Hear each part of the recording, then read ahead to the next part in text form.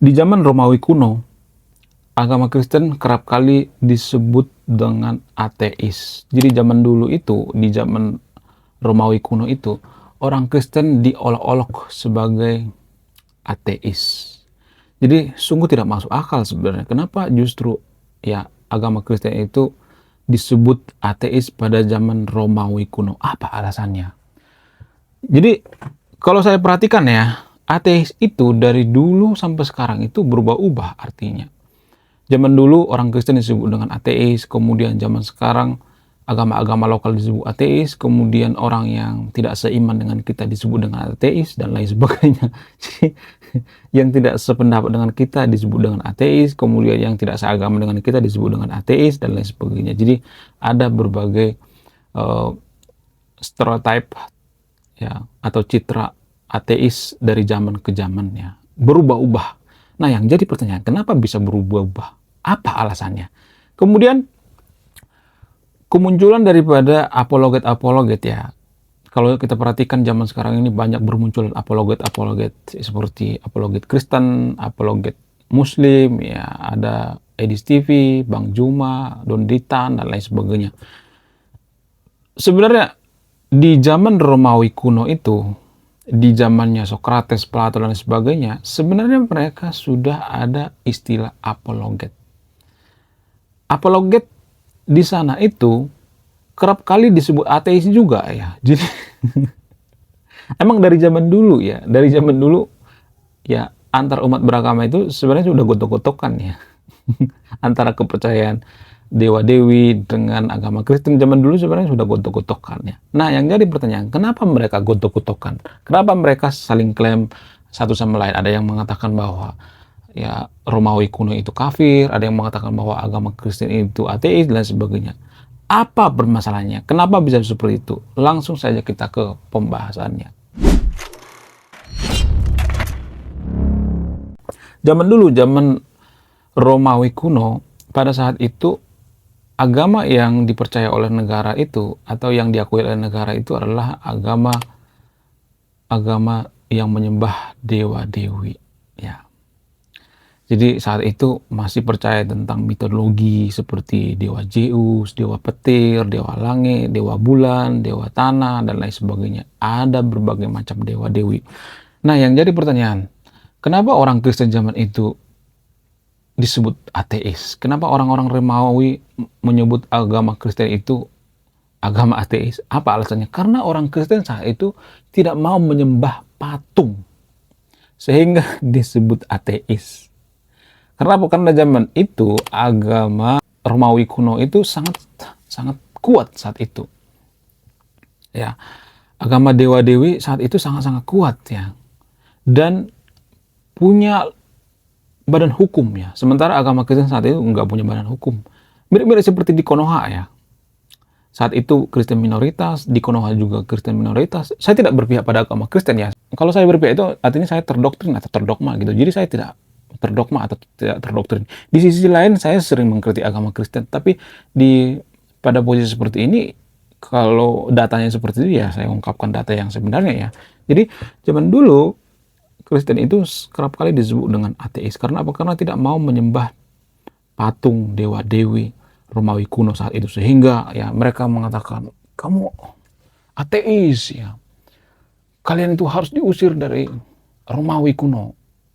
Dan pada saat itulah muncul apologet-apologet ya. Seperti misalnya Justinus Martir ya, kalau nggak salah namanya. Cek datanya ya. Justinus Martir itu hadir karena apa? Karena untuk membela iman-iman Kristen saat itu. Justinus Marbun,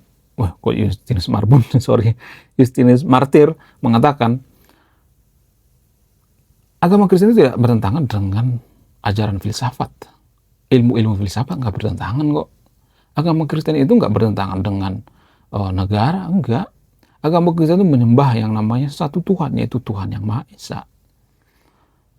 Jadi saat itu ya, orang-orang Romawi kuno itu sangat takut ya kalau misalnya nih orang-orang Kristen itu misalnya beribadah mirip-mirip seperti di Konoha ya, dipersekusi gitu ya. Zaman Romawi kuno juga sebenarnya sudah ada mempersekusi kalau misalnya lagi ibadah. Mereka menganggap bahwa orang yang lagi ibadah, orang Kristen yang lagi ibadah di gereja itu seperti menyembah setan gitu, menyembah iblis. Itu pikiran daripada orang-orang Romawi zaman kuno ya. Nah, anehnya semakin ditekan ya orang-orang Kristen itu saat itu, maka mereka semakin setia dengan agamanya. Semakin banyak orang berbondong-bondong jadi Kristen, maka pemerintahan Romawi kuno saat itu menyerah dan agama Kristen dijadikan sebagai agama resmi di pemerintahan Romawi kuno, dan saat itulah agama Kristen menjadi nomor 1 di dunia, cepat menyebarnya. Makanya di Italia itu ya, pusat daripada Katolik Roma itu kan di Italia ya. Kenapa? Karena faktor daripada kegigihan orang-orang Kristen zaman dulu. Mereka sering dipersekusi, sering disalah-artikan dan lain sebagainya. Sering dikatakan bahwa Bible mereka itu buatan Paulus ya. Sering dikatakan bahwa orang-orang Kristen itu sesat, menyembah 3 Tuhan dan lain sebagainya. Pokoknya dikata-katain ya, kalian menyembah manusia. Orang Romawi kuno juga sebenarnya sudah seperti itu kok zaman dulu. Dari zaman dulu. Makanya muncul apologet ya.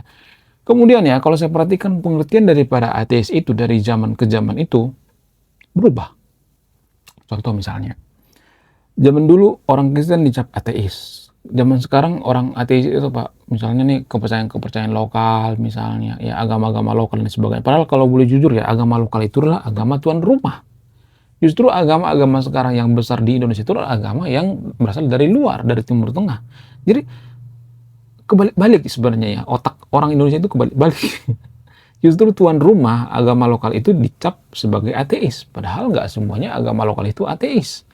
Agama lokal juga ada yang menyembah satu Tuhan, seperti Mulajadi Nabolon misalnya, Debata Mulajadi Nabolon dalam agama Permalim.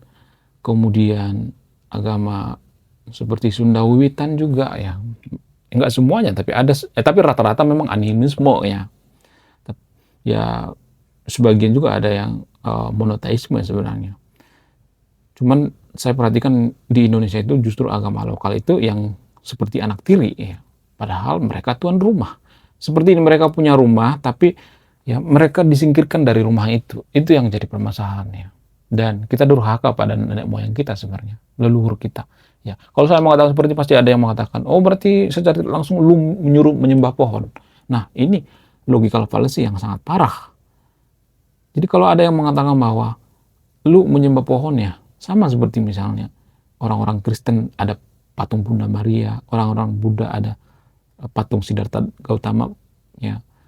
Jadi bukan pohon sebenarnya yang disembah, itu adalah bentuk penghargaan. Tapi kalau saya mengatakan seperti ini sengaja diplesetkan dan sengaja nggak mau tahu gitu bahwa itu representasi daripada ya kecintaan mereka terhadap lingkungan dan sebagainya ya.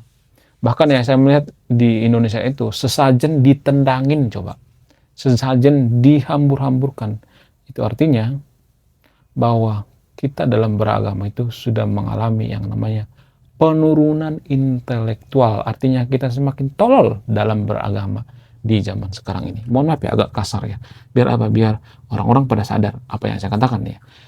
Kemudian ateis itu juga di Indonesia disalahartikan, ateis itu memusuhi agama. Jadi dari zaman dulu, zaman sekarang pengertian daripada ateis itu sering disalahartikan.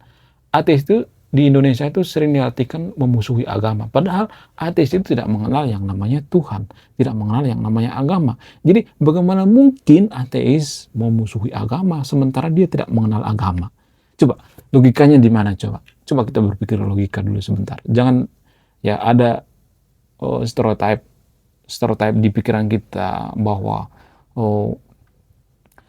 ateis itu jahat dan sebagainya. Jangan seperti itu, jangan seujon dulu ya. Jangan menghakimi dulu gitu. Jadi logikanya di mana? Kalau misalnya ada yang mengatakan bahwa ateis itu memusuhi agama, bagaimana mungkin ya ateis itu memusuhi agama? Padahal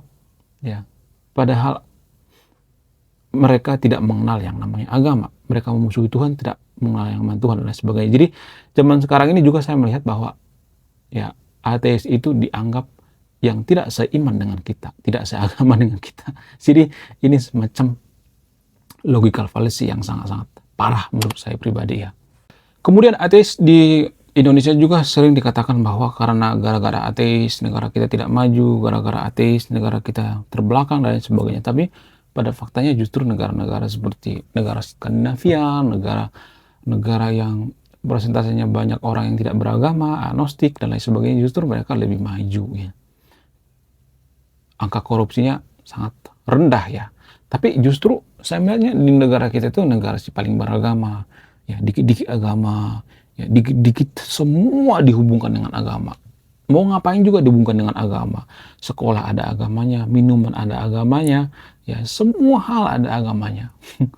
Film ada agamanya, semua hal ya digabung-gabungkan dengan agama.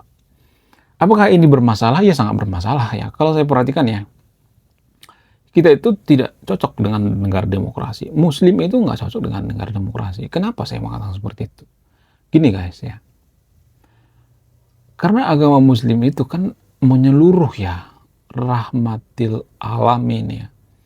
Jadi dalam agama Islam itu kan semua mengontrol ya kegiatan, misalnya mau makan ada ya ayat-ayat tentang makan, kemudian mau minum ya, mau berjalan, mau kemana pun ya, mau bernegara, berpolitik, semuanya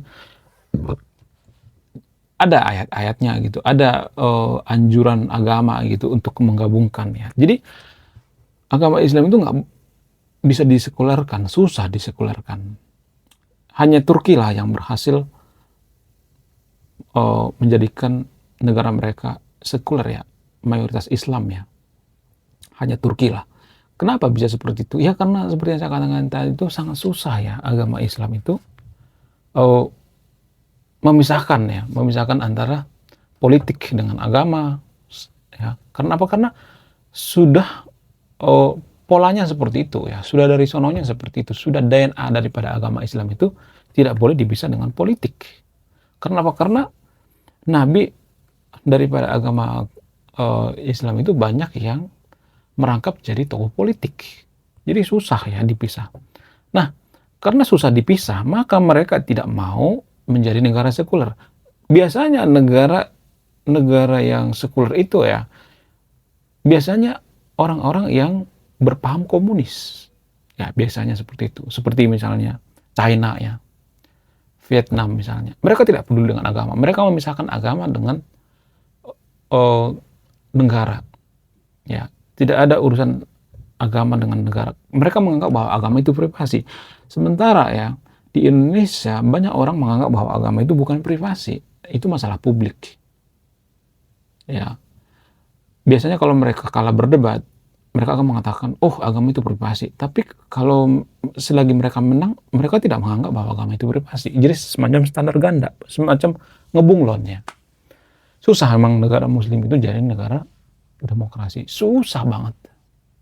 Yang pertama kali mengatakan seperti ini bukan saya, tapi Pak Fahri Hamzah. Umat muslim itu sangat susah diajak bernegara. Sangat susah. Sehingga susah menjadi negara maju. Untuk mensekulerkan saja mereka tidak mau. Kenapa? Karena banyak tokoh-tokoh muslim yang terafiliasi dengan politik ya. Nabi-nabi mereka banyak yang terafiliasi dengan politik. Ya. Kalau misalnya dipaksakan akan terjadi pertumpahan darah. Sangat susah. Itulah alasannya kenapa ya. Mungkin ya salah satu alasannya kenapa agama mayoritas muslim itu susah maju. SDM-nya bukan SDA ya. Ya, SDM-nya susah maju. Dan jarang-jarang negara demokrasi mayoritas muslim itu menjadi negara maju. Sangat jarang ya. Karena faktor daripada agama, dipengaruhi daripada agama. DNA daripada agama itu tidak boleh dipisah dengan kehidupan sehari-hari. Sementara komunis ya, yang berpaham komunis tidak mau itu. Harus memisahkan antara agama dengan negara. Ya, harus mensekulerkan. Karena orang-orang yang berpaham komunis atau biasanya disebut dengan ateis ya, ateis lah misalnya. Ateis itu kan memisahkan antara agama dengan negara. Ateis berpikir bahwa agama itu ranah privasi. Kenapa agama itu disebut ranah privasi? Karena agama itu kan ranah subjektif ya, bukan objektif ya. Bukan berarti saya nyuruh yang nonton video untuk tidak beragama ya. Agama itu kan ranah subjektif. Contoh misalnya, Dan ini sangat sering saya ulang-ulang di video saya ya. Walaupun saya sering mengulang-ulang, tapi kita tidak pernah benar-benar paham gitu. Ya, contoh misalnya, kalau ada misalnya ada orang yang beragama mengatakan, saya tadi malam bermimpi ketemu dengan Nabi misalnya. Apakah ini bisa dikonfirmasi? Nggak bisa. Apakah ini bisa diadili? Nggak bisa. Jadi agama itu ranahnya privasi, nggak bisa dibawa ke ranah publik. Ya, kalau misalnya ada yang mengatakan, ya saya kemarin ketemu dengan Nabi dibawa ke ranah publik, maka akan terjadi seperti yang ada di Konoha ya, ada habaib-habaib yang mengatakan bahwa mereka bisa bolak-balik ke neraka, bisa memadamkan api neraka, ya bisa bikin orang masuk surga tanpa hisab dan lain sebagainya. Kenapa bisa seperti itu? Ya, karena tidak memisahkan agama dengan negara. Agama dengan politik nggak dipisahkan. Jadi itu alasannya kenapa pemuka agama di Konoha itu membenci ateis, membenci komunis. Karena apa? Karena mereka tidak akan ada dikasih panggung. Di negara komunis itu agama tidak akan dikasih panggung. Pemuka agama tidak bisa berkutip, harus tunduk pada negara. Harus punya jiwa nasionalisme. Sementara umat muslim yang ada di Konoha itu tidak paham hal-hal seperti ini ya, saya melihatnya. Kurang nasionalis. Karena mereka punya tanah suci mereka sendiri. Ya, mereka punya tanah air mereka sendiri. Makanya ada prinsip yang namanya seiman ya. Yang penting seiman. Kita harus membantu saudara-saudara kita yang seiman gitu. Jadi kalau kita sudah bernegara itu nggak ada lagi istilah seiman, beda iman dan sebagainya, nggak boleh sebenarnya. Itu yang ditentang oleh para ateis ya. Jadi jangan seujon dulu ya dengan orang-orang ateis ya. Saya melihat di Konoha itu orang-orang tuh seujon dengan ateis ya, ateis jahat. Jadi kejahatan itu nggak bisa ditakar uh, dengan pemikiran ya, tapi tindakan ya. Contoh misalnya kalau misalnya ada orang berpikiran beda misalnya, selagi dia tidak mencelakai orang ya, selagi tidak melakukan kejahatan, tidak akan bisa dipidana atau dihakimi, nggak bisa. Ideologi itu nggak bisa dihakimi sebenarnya. Ya, kalau ideologinya itu benar ya, tapi ada juga ideologi yang enggak benar ya. Ideologi seperti warga Konoha gitu, kurang nasionalis ya. Jadi mustahil pemuka agama itu nasionalisme, mustahil. Mungkin kalau ada pun satu dari ribuan ya. Pada umumnya mereka menjunjung tinggi yang namanya negara agama. Karena apa? Karena tujuan daripada agama kan itu, mendirikan negara agama. Itu kan sebenarnya. Ya, mereka punya tanah air mereka sendiri, mereka punya saudara sendiri, saudara yang seiman. Dan minoritas yang ada di Konoha itu ya sangat menderita. Karena apa? Karena mereka tidak dianggap saudara. Ya, jangan berpikir, ya kalau saya mengatakan seperti berpikir bahwa saya terlalu berpihak pada minoritas, enggak. Tapi fakta yang sebenarnya seperti ini guys. Ini yang terjadi di Konoha. Tapi jarang-jarang orang bongkar ini. Karena apa? Karena orang jujur di Konoha itu dipersekusi, ya disiksa. Disalahartikan sama seperti Tan Malaka. Tan Malaka itu adalah orang yang jujur. Karena dia jujur, maka dia dipersekusi, disingkirkan. Oke? Sekian video ini, terima kasih sudah menyimak kami. Saya Ray Konoha, salam rasional.